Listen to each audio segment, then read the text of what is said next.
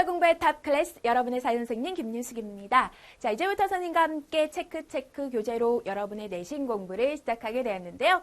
선생님의 수업을 듣기 위해서는 여러분이 몇 가지 준비하실 것이 있습니다. 선생님이 간단하게 오리엔테이션 강의에서 설명해 드렸으니까 잠깐 확인하고 오시고요. 오늘은 바로 첫 번째 우리들의 소중한 수업 시작하도록 하겠습니다. 여러분이 이제 역사 공부를 시작하게 될 텐데 초등학교 때 역사 공부 간단히 하셨죠? 근데 너무나 짧은 기간 동안 어렵게 생각하는 역사 이야기들을 빠르게 진행하였기 때문에 역사는 따분한 거, 어려운 거, 암기해야 되는 것이라고 여러분이 생각하기 쉬우실 겁니다. 하지만 중학교의 역사는 그렇지 않아요. 차근차근 역사적인 사건들의 의미와 또 진행 과정을 여러분이 공부하셔서 그 어느 과목보다도 흥미롭게 공부할 수 있는 과목이 될 수 있습니다. 그래서 오늘은 그 중에서도 첫 번째, 우리가 앞으로 역사를 공부할 텐데 역사란 무엇이며 또 역사의 시작을 가져온 인류의 등장과 관련된 내용을 함께 정리해 보도록 하겠습니다. 자, 선생님 수업을 들을 때는 체크 교재와 필기할 부분과 그리고 교과서가 준비되어 있어야 된다고 했죠? 오리엔테이션 강의 들으셨습니까? 근데 아직 교재가 없어도 되고요. 또는 교과서가 없어도 돼요. 일단 여러분이 수업을 듣고 필기하면서 내용 정리해 두시고 나중에 교재와 교과서가 준비되었을 때 확인하셔도 좋습니다. 자, 어쨌거나 교재가 있는 친구들은 오늘 공부할 부분 확인시켜 드릴게요. 10페이지 펴보시면 됐어? 우리가 앞으로 공부할 첫 번째 대단원이 문명의 형성과 고조선의 성립인데요. 조금 욕심을 내서 첫 번째 소단원 역사의 의미와 역사학습의 목적. 두 번째 소단원 인류의 기원과 선사문화까지 이번 시간 선생님이 모두 정리해 보도록 하겠습니다. 10페이지에 나와 있는 내용, 몽땅 본문 내용 읽어보시고요. 그 다음에 61페이지 보시면 이것을 설명하는 보충 자료들이 있어요. 근데 그 중에서도 맨 아래 보면 흐름 꽉 잡기라고 해서 인류의 출현과 진화가 나옵니다. 여기 나와 있는 인류의 이름들을 한번 여러분 큰 소리로 읽어보세요. 오스트랄로피테쿠스 아파렌시스, 호모 에렉투스, 호모 네안데르탈렌시스, 호모 사피엔스. 되게 어렵게 들리지? 그치? 여러분 한 3번 정도 반복해서 읽어보시고 그런 다음 선생님과 함께 본 수업 시작하셨으면 좋겠습니다. 선생님 수업 준비하고 여러분 기다릴게요.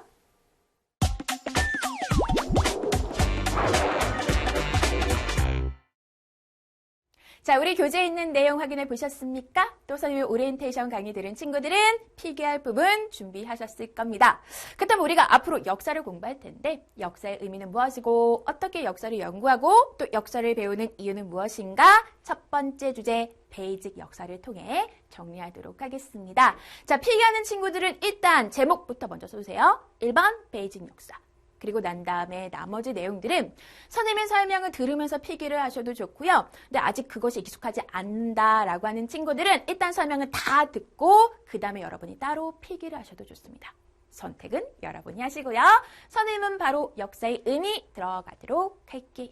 준비되셨죠? 자, 역사의 의미는 크게 두 가지가 있다고 합니다. 그것이 뭐냐면 사실로서의 역사가 있고요. 그 다음 기록으로서의 역사가 있대요. 다시 한번 역사의 의미는 두 가지. 첫 번째 사실, 두 번째 기록. 그러면 무엇이 사실로서의 역사인가? 사실로서의 역사는 말 그대로 과거에 일어난 사실 그 자체, 과거에 어떤 사건이 있었습니다. 팩트 그 자체를 사실로서의 역사라고 말해요. 예를 들면 1950년 6월 25일 북한의 남침으로 6.25 전쟁이 시작되었다라고 한다면 이건 그 누구도 부정하지 않는 객관적인 사실인 거지. 이렇게 객관적인 이야기를 강조하는 것이 사실로서의 역사. 반면에 기록으로서의 역사는 결국 우리가 어떤 기록을 남길 때는 어떤 사실뿐만 아니라 역사가의 해석과 평가가 들어간다는 거야. 6.25 전쟁 같은 경우에도 1950년 6월 25일 일어난 6.25 전쟁은 민족 상잔의 비극이었다라고 역사가가 어떠한 해석을 하고 평가를 하는 거지. 그 다음에 이것은 역사가의 생각이 들어가는 주관적인 역사이네요. 이해할 수 있을까? 다시 한번 역사의 의미는 뭐가 있다? 사실로서의 역사가 있고 기록으로서의 역사가 있다. 사실로서의 역사는 과거 일어난 사건 그 자체, 객관적인 것을 강조하는 거고 기록으로서의 역사라고 하는 건 역사가가 어떻게 평가하고 해석하는가, 주관적인 것을 강조하는 거지. 그럼 여러분이 얼마만큼 이해하였는가? 문장을 가지고 분석해 볼까요? 자, 첫 번째 문장은 세종대왕은 한글을 창제하였다라고 하는 거야. 두 번째 문장은 세종대왕의 한글 창제는 민족문화 발달에 기여했다라고 하는 겁니다. 자, 두 문장을 비교해 본다면 앞에 나와 있는 문장은 사실로서의 역사, 기록으로서의 역사. 그렇지. 이것은 사실로서의 역사. 과거 있었던 사건 그 자체. 반면에 두 번째 나와 있는 문장은 뭐야? 민족문화 발달에 기여했다라고 하는 역사가의 해석과 평가가 되겠네요. 이것은 기록으로서의 역사. 또 여러분의 교과서를 살펴보면 이제 대표적인 역사가들이 나와. 특히 랑케라고 하는 사학자가 있어요. 이 랑케는 사실로서의 역사를 강조합니다. 역사가의 판단과 해석은 배제하고 오로지 역사적 사실로서만 이야기하게 하라 라고 했던 것이 랑케라고 하는 사학자고, 그 다음에 요거 한번 읽어볼까? E.H. 카, 그 유명한 역사란 무엇인가 라고 하는 책을 쓰신 분이죠. E.H. 카는 물론 사실로서의 역사도 강조합니다만 기록으로서의 역사의 중요성을 이야기한 사람이죠. 그래서 여러분이 어떠한 내용을 보고 아하, 사실로서의 역사인가 기록으로서의 역사인가를 구분할 수 있으면 되겠습니다. 간단한 내용인데요. 여러분이 은근히 시험 문제 나왔을 때 틀릴 수 있는 부분이야. 꼭 체크해 두시고요. 또 선생님이 이제 간단하게 여러분에게 얘기 드린다면, 선생님이 카톡 프로필에 이걸 써놨어. 이것은 여러분이 아무리 역사를 모른다고 해도 조선의 이제 폭군 중에 폭군이 연산군이라고 하잖아요. 연산군이 했던 말이래. 한번 읽어볼까? 여러분 한자 잘 모르죠? 앞에 있는 것 인군, 소외자, 사이이. 인군, 소외자, 사이이라고 하는 것인데, 이때 말하는 인군은 자기 자신, 연산군이야. 연산군. 내가 여기 있는 소외자는, 이 외라고 하는 건 두려워한다는 거야. 내가 두려워하는 것은 여러분이 알고 있는 한자 나왔지? 역사는 거. 역사 사자. 이 이는 무무본이다 라고 하는 말이에요. 그러면 내가, 연산군이지? 내가 두려워하는 건 뭐밖에 없대? 역사밖에 없대. 그 다음에 이때 말하는 역사는 사실로서의 역사일까요? 기록으로서의 역사일까요? 그렇지. 기록으로서의 역사겠지. 역사가가 뭐라고 썼는가, 뭐라고 해석하고 뭐라고 평가하는가. 그렇죠? 이런 내용도 함께 여러분이 기억해 두시고요. 한자 한번 써놓으세요. 오케이. 그렇다면 첫 번째 내용, 역사의 의미 끝났습니다. 그 다음에 이번엔 두 번째, 역사의 연구 방법을 살펴볼 텐데, 이 역사의 연구 방법을 알기 위해서는요, 역사 연구의 재료가 되는 사료라고 하는 것부터 파악하셔야 됩니다. 사료는 어떤 기록도 될 수 있고요, 옛날 사람들이 남겨놓은 유물도 될 수 있고요, 흔적도 될 수 있어, 유적도 될 수 있어. 하지만 가장 중요한 포인트는 과거 사람들이 만들어놔야 돼. 과거 사람들이 직접 쓴 기록, 뭐 일기가 될 수도 있고요, 역사책이 될 수도 있고요. 그 다음에 옛날 사람들이 실제로 사용했던 물건. 그래서 이때 말하는 물건은 뭐 쓰레기도 될 수 있어. 무덤이 될 수 있어. 그 다음에 유적, 흔적들, 집터라든가 절터라든가. 반드시 중요한 포인트는 과거 사람들이 만든 거야 돼. 그래서 시험 문제 많이 나옵니다. 현대 사람들이 쓴 소설이 과거 이야기를 바탕으로 만든 소설. 과거 이야기를 바탕으로 만든 영화나 드라마는 사료가 될 수 있다, 없다? 없다. 왜? 현대 사람들이 만든 거잖아. 그치? 이게 나중에는 사료가 될 수 있겠지. 하지만 지금의 사료는 아니라는 거야. 과거의 기록과 유물과 유적을 누가? 역사가가 수집하고 분석하고 해석해서 역사를 서술한다. 됐어요? 어려운 부분은 없었고요. 자, 그 다음에 세 번째. 그러면 우리가 앞으로 역사를 공부하게 될 텐데, 역사 왜 공부할까요? 그 목적을 살펴봅니다. 자, 첫 번째는요, 현재에 대한 이해를 할 수 있대요. 뭐 예를 들면 친일파 문제 있잖아. 도대체 친일파라고 하는 문제가 왜 만들어졌을까? 왜 친일파 문제가 해결되지 못하고 지금까지 내려오고 있는가? 이것은 역사적인 맥락 속에서 파악할 수 있는 거. 또 여러 가지 사건들을 통해서 우리는 과거에 있었던 잘못된 점, 잘한 점을 통하여 교훈, 뭔가 지혜를 얻을 수도 있고요. 그다음에 역사적 사고력, 역사적으로 뭔가 아까 역사가가 뭔가 수집하고 해석하고 통찰한다고 했지. 그게 바로 역사적 사고력. 이것도 기를 수가 있고요. 그다음에 우리의 문화와 전통뿐만 아니라 다른 나라의 문화와 전통까지 이해할 수 있는 폭을 만들 수가 있는 거지. 오케이? 쉽게 말하면 여러분이 앞으로 선생님이랑 역사 공부를 할 거야. 근데 역사가 만만치가 않아. 공부할 게 많거든. 그러니까 여러분에게 지금 뭐야? 달래고 있는 거죠.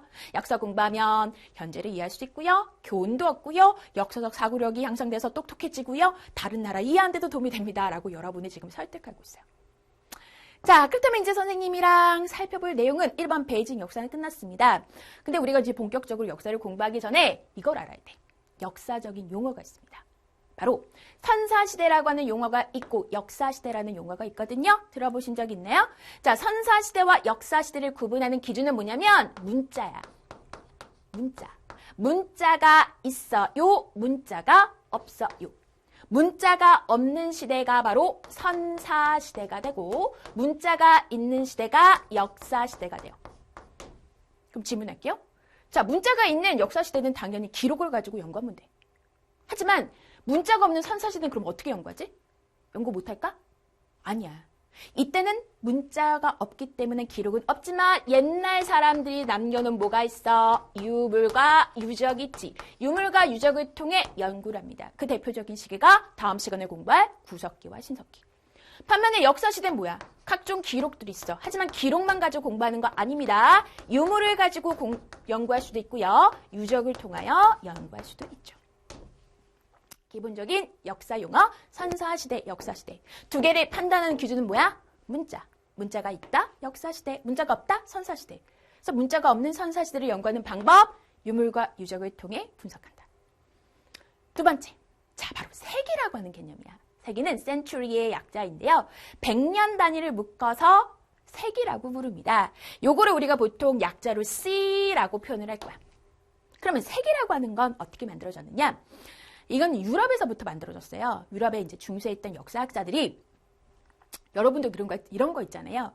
각각의 우리 몸 사이즈는 다 달라. 신발 사이즈도 다 달라. 하지만 뭐 235, 240 이렇게 5 단위로 떨어지잖아요. 진짜 발 사이즈는 다 천차만별 다르지만 대략의 구간이 있어.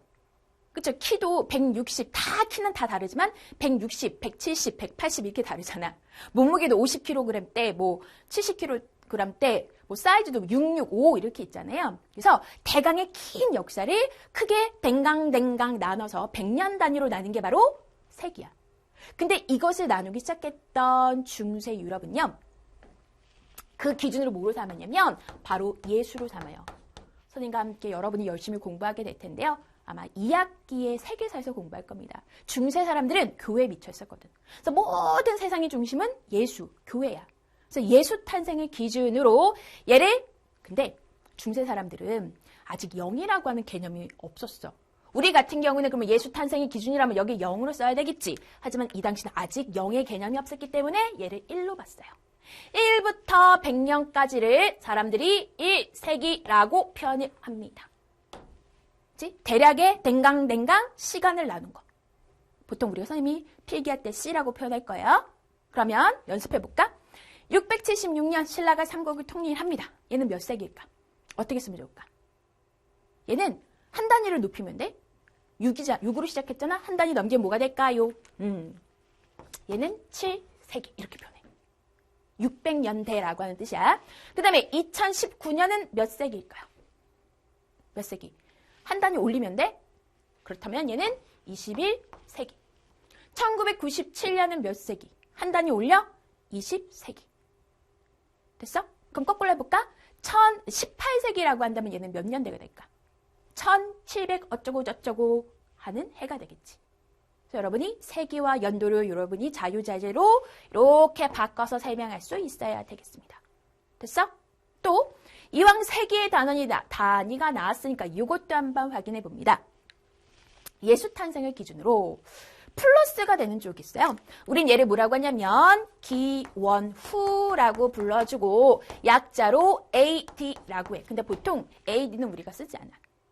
반면에 예수 탄생이 기준이거든. 기원 전이야. 예수 탄생 이전의 역사를 뭐라고 하냐면 기원후라고 불러주고 우린 이걸 뭐라고 하냐면 before Christ라고 해서 BC라고 하죠. 보통 얘는 안 써. 일반적으로. 근데 얘는 써. 예수 탄생 이전. 됐어요? 기본적인 개념, 세기라고 하는 개념. 그 다음에 예수 탄생의 기준으로 기원 전, 기원 후. 기원 후. 여기 기원 후고. 여기가 기원 전이 되겠네요. 이거 체크해보세요. 오케이. 자, 그럼 이제 기본적인 역사에 관련된 내용 여러분 확인해 보셨습니다. 그럼 이제 본격적으로 선생님이랑 역사 공부 시작할 텐데, 그럼 이 역사의 시작을 어디서부터 봐야 될까? 그 내용을 2번 인류의 출현이라고 하는 주제로 살펴볼게요. 자, 역사의 시작을 어디로 살펴볼 것인가? 라고 하는 질문에 여러분은 언제라고 대답할래? 지구의 탄생 순간?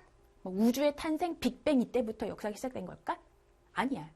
분명 지구상에 인간이 등장하기 전에도 많은 동식물이 살았어. 여러분이 알고 있는 그 있잖아. 동물들의 주라기 공원 이런 시대가 있잖아. 근데 이 시대는요. 우리가 역사 시대라고 다르지 않아요.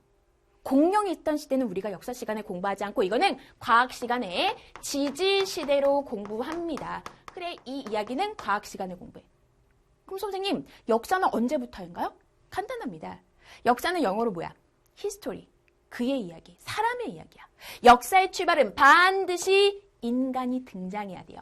인간의 등장부터 드디어 역사가 시작된다라고 이야기를 하고 오늘 이 수업을 통하여 여러분은 그 결정적인 순간을 지금 공부하는 거지. 지구가 만들어졌어. 많은 동식물이 있었어. 하지만 그때는 역사가 아니야. 왜? 사람이 없으니까. 하지만 드디어 390만 년 전에 인류가 발생합니다. 인류가 등장해요. 인류, 역사의 주인공이 등장하네. 이제부터 역사가 시작된다. 그런데 그 최초의 인류가 우리 교재에 있는 내용 소리내서 읽어보셨죠? 어려워. 특히 첫 번째 인류 이름이 너무 어려워. 따라 읽어보세요.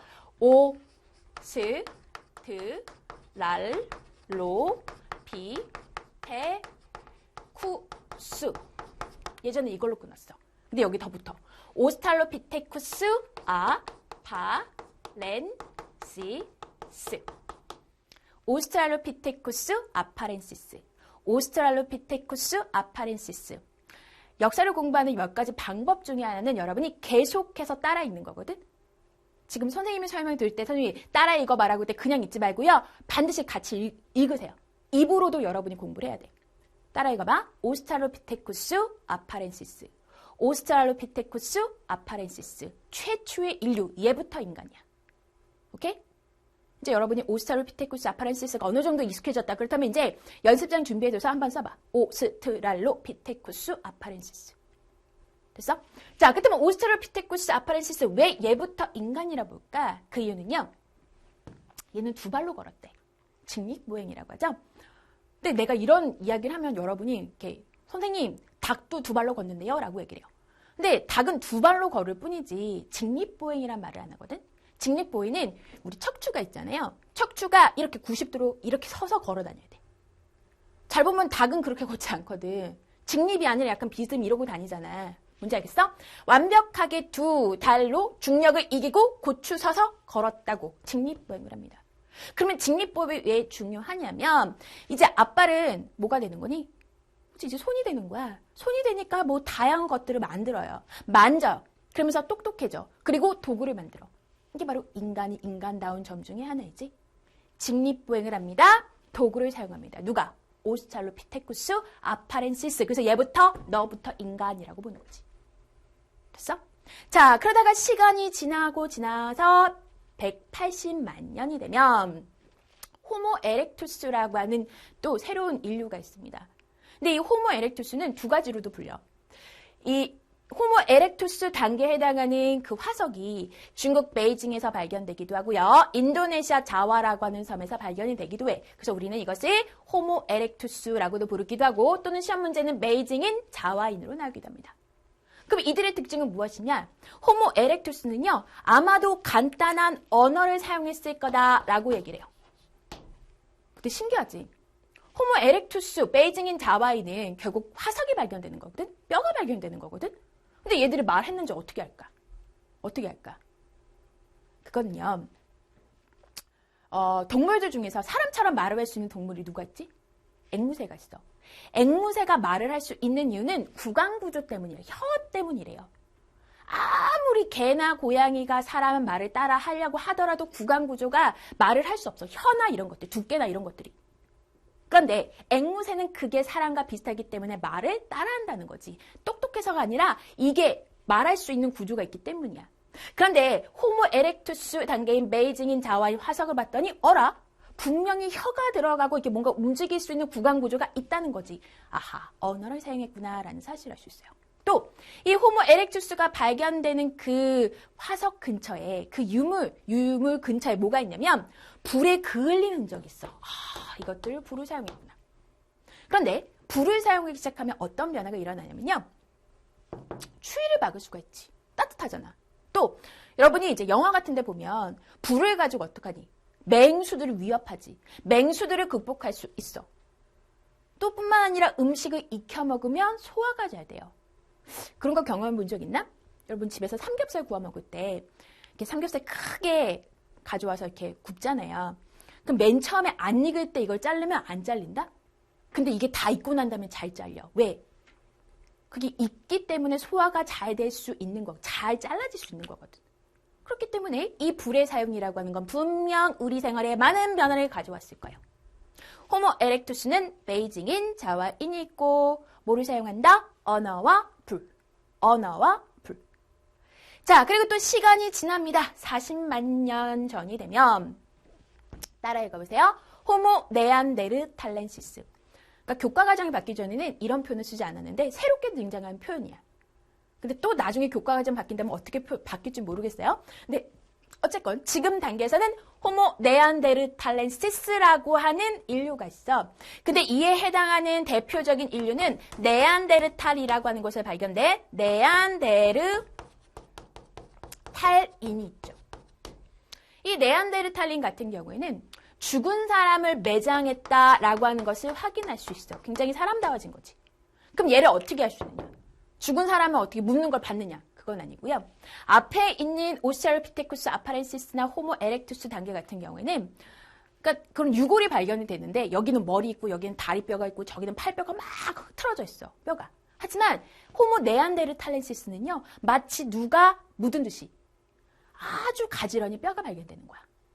그러니까 뭔가 죽음의 의미를 알고 그리고 시체를 매장했음을 알 수 있는 거지. 똑똑해진 거고 보다 인간다워진 거죠. 자, 그러다가 20만 년 전이 되면 드디어 우리 인류의 직접적인 조상이 등장합니다. 그게 바로 무엇이냐면 대표적인 화석이 크로마뇽인이 되고 우리는 이 단계의 인류를 뭐라고 하냐면 호모 사피엔스라고 불러줍니다. 사피엔스는 똑똑하다는 거야. 슬기롭다는 거야. 호모 사피엔스인 크로마뇽인이 등장하고 그다음에 흥수아이는 우리나라에서 발견된 화석이야. 근데 왜 흥수아이를 붙였냐면 진짜 실제로 이 김흥수 씨가 있었대요. 이분은 이렇게 우리나라 산천을 돌아다니면서 이렇게 광물 같은 거를 조사하는 분이었대. 그러다가 어떤 곳에 갔는데요. 이렇게 동굴 속에 들어간 거야. 석회암지대 동굴에 간 거야. 그러다가 뭐 어떤 광물인가 조사하다가 그만 뼈다귀를 발견했던 거지. 근데 그게 뭐였냐면 바로 구석기 사람의 뼈였어요. 그래서 나중에 그 아이를 김흥수 씨 이름을 따서 흥수아이라고 부릅니다. 우리나라 구석기에 해당하는 이런 유골들도 바로 호모사피엔스 단계에 해당하는 거예요. 그들은 동굴에 삽니다. 우리가 다음 시간에 공부하는 바로 구석기인들의 생활 모습을 떠올리시면 되고요. 현생 인류의 직접적인 조상이다 라고 파악하면 돼. 됐어? 자, 그렇다면 이거 한번 외워볼까요? 자, 인류의 기원이에요. 역사의 시작이라고 하는 건 반드시 누가 등장해야 돼? 인간이 등장해야 돼. 그래서 지지시대에서 역사시대로 넘어가는 그 순간 인류가 등장합니다. 390만 년 전. 그 최초의 인류를 뭐라 불러? 따라 읽어봐. 오스트랄로피테쿠스 아파렌시스. 오스트랄로피테쿠스 아파렌시스. 얘를 인간이라 볼 수 있는 이유는 드디어 두 발로 걷고. 그 다음 뭐해? 앞발이 손이 돼서 간단한 도구를 만들 수 있어. 자, 그러다가 180만 년 전에는 호모 에렉투스, 하지만 이렇게 불리기도 하지만 베이징인, 자와인이라고도 불리기도 하죠. 간단한 언어를 사용하고요. 불을 사용합니다. 그리고 40만 년 전이 되면 호모 네안데르탈렌시스, 호모 네안데르탈렌시스 따라 읽어보세요. 호모 네안데르탈렌시스. 화석으로 따진다면 네안데르탈인은 죽은 사람을 매장한 흔적을 확인할 수 있지. 그리고 마지막 현생 인류의 직접적인 조상은 크로마뇽인 또는 호모사피엔스. 동굴 벽화를 남기기도 하고 그다음에 우리나라 흥수아이도 여기 들어간다 라고 확인해 두시면 되겠습니다. 이와 관련된 시험 문제는 어떻게 많이 나올 것 같니? 그치, 순서대로 나열하시오라고 많이 나오겠죠? 마구마구 섞어놓고 다음 각각 인류를 순서대로 나열시오. 또는 어떤 특징을 주어지고 다음에 해당하는 인류는 무엇인가 고르는 문제가 많이 나올 겁니다. 반드시 힘들겠지만 암기해 두시고 다음 강의 넘어가시기 바랄게요. 자, 이렇게 선생님이랑 첫 번째 강의의 내용 정리 끝났습니다. 하지만 선생님이 수업은 이렇게 끝나는 것이 아니라 이어지는 내공판서라고 하는 마무리 코너가 있습니다. 선생님이 열심히 필기했던 내용을 통하여 다시 한번 복습하는 부분이니까요. 여러분, 지금 필기한 부분 잘 정리해 두시고요. 내공판서 넘어오시기 바랍니다.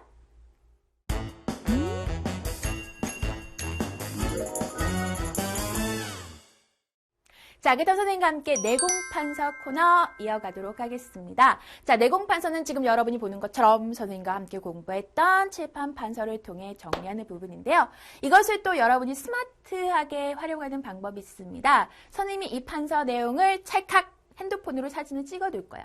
그리고 그 자료를 여러분의 자료실에 올려드리면 여러분은 그 자료를 다시 여러분의 핸드폰에 저장을 하셔서 들고 다니면서 공부하시면 돼요. 뭐 따로 필기하지 않고 그 다음에 뭐 또 핵심 요약도 필요 없습니다. 이 자체만으로도 여러분이 100% 활용할 수 있을 거예요. 아시겠죠? 내공판서 끝나고 난 다음에 자료 꼭 확인해 보세요. 자, 그러면 해봅니다. 오늘 여러분 선생님과 함께 공부했던 내용은 역사란 무엇인가 기본적인 의미부터 시작하여 연구 방법, 역사의 공부 목적까지 베이직 역사를 통해 정리해봤죠. 이 중에서 가장 중요한 것은 바로 이거야. 역사는 두 가지 의미가 있다는 거지. 첫 번째, 사실로서의 역사와 두 번째, 그렇지, 기록으로서의 역사. 그래서 어떠한 주어진 문장이 나왔을 때 여러분이 사실로서의 역사인가, 기록으로서의 역사인가를 구분할 수 있으면 됩니다. 어려운 부분은 아니에요. 자, 그 다음에 역사 연구 방법에서 여러분이 기억하셔야 될 것은 사료라고 하는 거. 반드시 과거 사람들이 남겨놓은 기록이나 유적이나 유물이어야 돼. 과거 사람들이 남겨놓은 것들을 바탕으로 만들어진 재구성된 뭐 어떤 소설이라든가 드라마라든가 영화는 사료가 될 수 없다. 또 역사를 공부하는 목적 참 좋아요. 여러 가지 이유로 좋은 이유에서 우리가 지금 역사를 공부하게 되는 것이고요. 그 다음에 역사 용어 정리 기억하십니까? 문자를 기준으로 문자가 없어? 선사시대. 문자가 있어? 역사시대. 또 문자가 없는 선사시대는 유물과 유적을 통해 연구한다고 했고요. 가장 대표적인 것은 구석기와 신석기가 됩니다. 그 다음에 세기라고 하는 단위는 100년 단위로 역사를 딱딱딱 끊어서 살펴보는 거지. 기준은 예수 탄생이에요. 근데 중세 사람들이기 때문에 0이 아닌 1년부터 100년까지가 1세기. 또 예수 탄생을 기준으로 기원 전과 기원 후, 예수 탄생 이전을 기원 전, BC, Before Christ라고 해서 BC라고 쓰고 예수 탄생 이후를 AD, 기원 후라고 하는데 보통 요거는 생략하고 숫자로 표현하죠. 되나요? 오케이. 그 다음에 이번에는 두 번째 인류의 기원입니다. 암기하셨습니까? 자, 지질 시대를 지나여 드디어 역사가 시작된 것은 인류가 등장했기 때문이야. 누구로부터? 오스트랄로피테쿠스 아파렌시스. 오스트랄로피테쿠스 아파렌시스. 그는 직립보행을 했고요. 간단한 도구를 사용합니다. 우린 그래서 그를 인류의 조상이다 라고 얘기를 하죠. 자, 그 다음에 두 번째 단계는 호모 에렉투스입니다. 베이징인 자바인이 있는데 중요한 건 뭐야? 말을 하고 불을 사용한다. 그 다음에 호모 네안데르탈렌시스. 호모 네안데르탈렌시스는 네안데르탈인이라고 하는 이런 화석이 있고요. 특징은 죽은 사람을 매장했다. 시체를 매장했던 흔적을 확인할 수 있다. 그리고 마지막으로 현생 인류의 직접적인 조상은 뭐야? 호모 사피엔스 또는 크로마뇽인 동굴벽화를 남기기도 했죠. 되셨나요? 오케이. 자, 그렇다면 선생님이 준비한 판서 내용 자료실 올려놨으니까요. 한번 다운받아서 핸드폰에 어떻게 나오나 확인해 보시기 바랍니다. 자, 그렇다면 선생님 이어지는 다음 강의 준비하고 돌아오도록 하겠습니다.